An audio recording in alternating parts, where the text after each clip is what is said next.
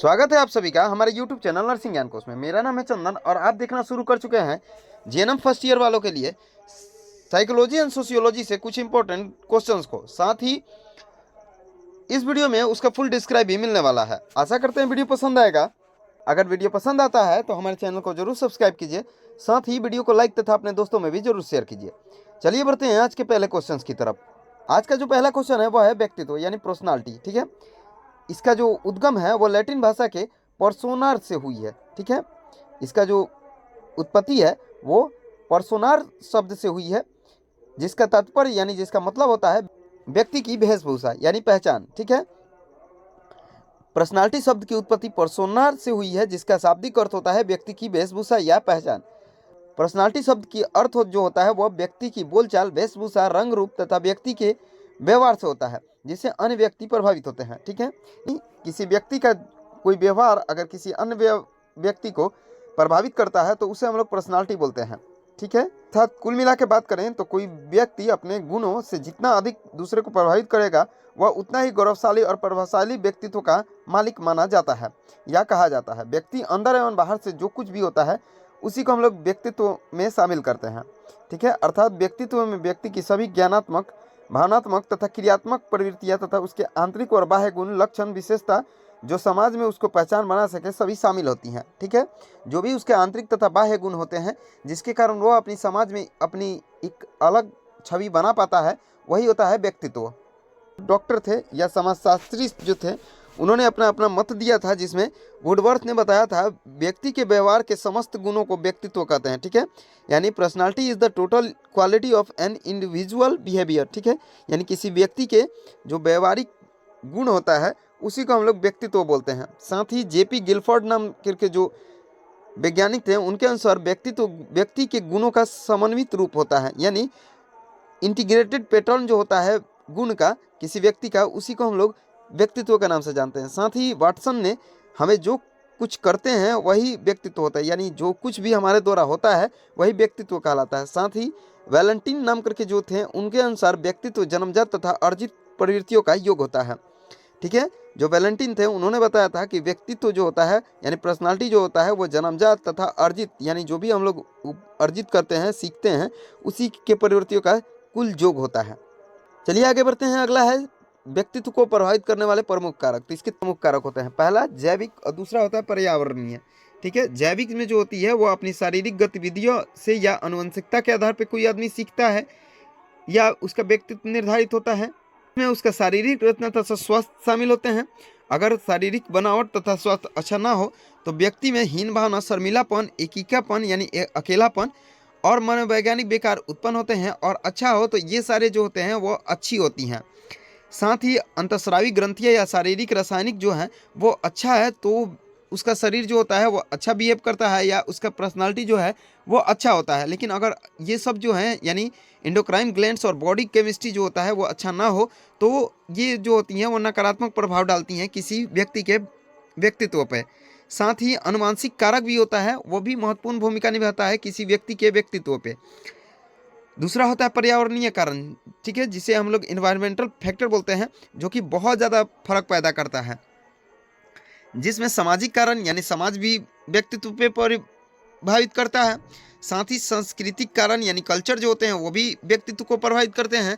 आर्थिक कारण यानी हमारे पास कितना धन या गरीबी वगैरह है या अमीरी है वो भी पर्सनालिटी को डिपेंड करता है। अब आगे बढ़ते हैं। अगला है व्यक्तित्व के प्रमुख प्रकार। ठीक है, तो पहला है वाद प्रधान। ठीक है, यानी डोमिनेटेड बाई विंड। ठीक है, वाद प्रधान वाले व्यक्ति चंचल, स्फूर्ति वाले यानी स्फूर्ति वाले, मिलनसार, प्रसन्नचित एवं वायु रोग से ग्रसित होते हैं। ठीक है, ऐसे जो होते हैं वो बहुत ज़्यादा बातूनी होते हैं। ठीक है, यानी अपने आप को बात मनवाने के लिए बहुत ज़्यादा ये कारगर सिद्ध होते हैं। साथ ही ये बहुत ज़्यादा मेहनती और चंचल स्वभाव के होते हैं और ये वायु रोगों से ग्रसित होते हैं। दूसरा होता है पीत प्रधान। ठीक है, जो बाइल डोमिनेटेड होते हैं वैसे ऐसे जो व्यक्ति होते हैं वो सुस्त होते हैं, शारीरिक रूप से कमजोर तथा संवेगात्मक दृष्टि से सशक्त होते हैं, लेकिन ये आनंदमय हमेशा रहते हैं। तीसरा होता है कफ प्रधान यानी फ्लेगम जो डोमिनेट करते हैं। इसमें व्यक्ति शांत, संवेगात्मक दृष्टि से सामान्य तथा शारीरिक रूप से कमजोर होते हैं।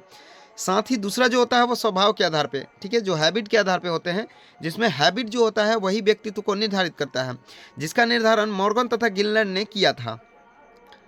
अगला क्वेश्चन है चरित्र, ठीक है, किसी व्यक्ति के जो भी आचरण होता है उसी को हम लोग चरित्र के नाम से जानते हैं, ठीक है। ये जो होता है वो बाह्य रूप होता है, चरित्र द्वारा ही संकल्प का निर्माण होता है। एक बुरा व्यक्ति भी संकल्प ले सकता है। इस प्रकार चरित्र व संकल्प परस्पर आश्रित होते हैं, यानी एक दूसरे पे ये निर्भर रहते हैं। साथ ही चरित्र व्यक्ति के आचरण की गहराई से प्रभावित होता है और मनुष्य के प्रत्येक क्रिया के पीछे चरित्र मुख्य भूमिका अदा करता है।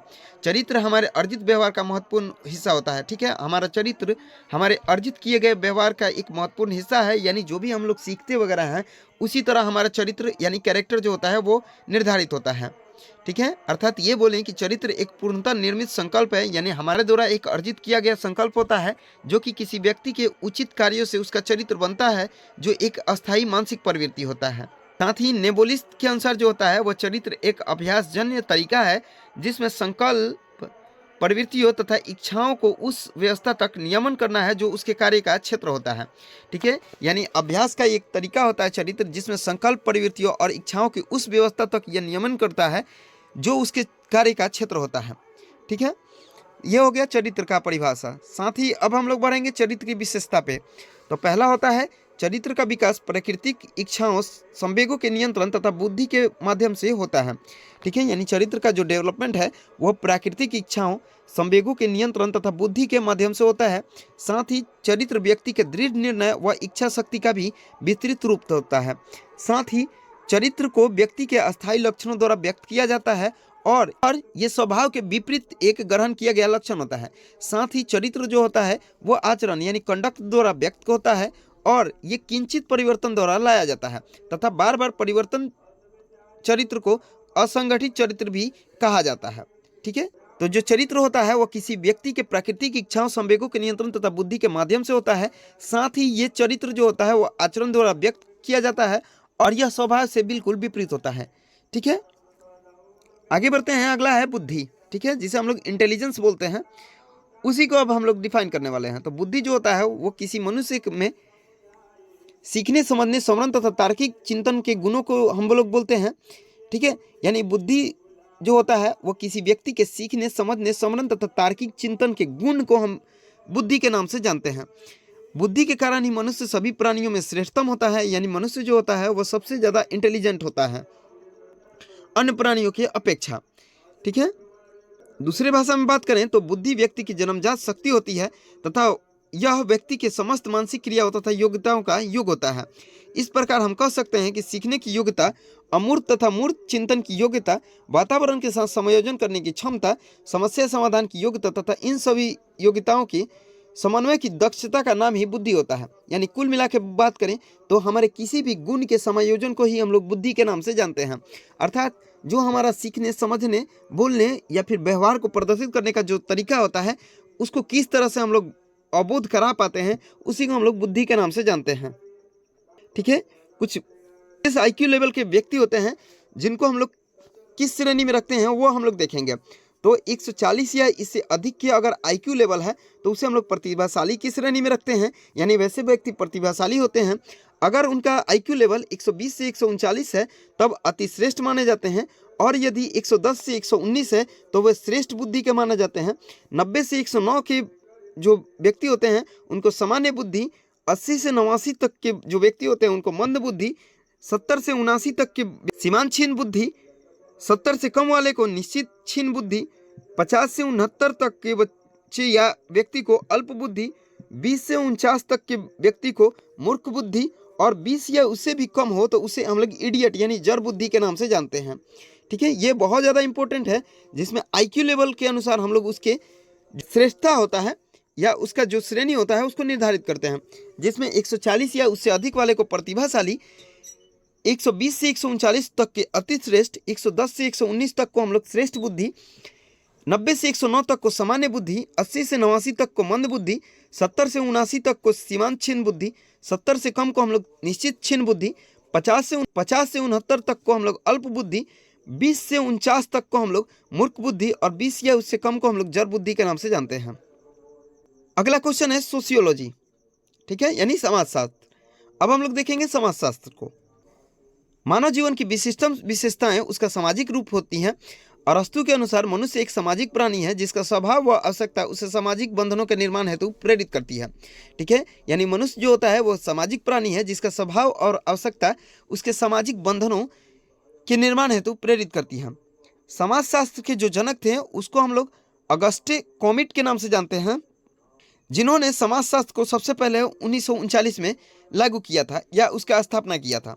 ठीक है, यानी सोशियोलॉजी जो सब्जेक्ट है उसका स्थापना फ्रांस के विद्वान को जाता है जिनका नाम है अगस्ट कोप्टे, जो 1969 में इसका स्थापना किए थे। इन्हें समाजशास्त्र का भी जनक बोला जाता है, जैसे कि मैंने ऊपर बताया। और इसी के पश्चात धीरे धीरे समाजशास्त्र उदय हुआ था।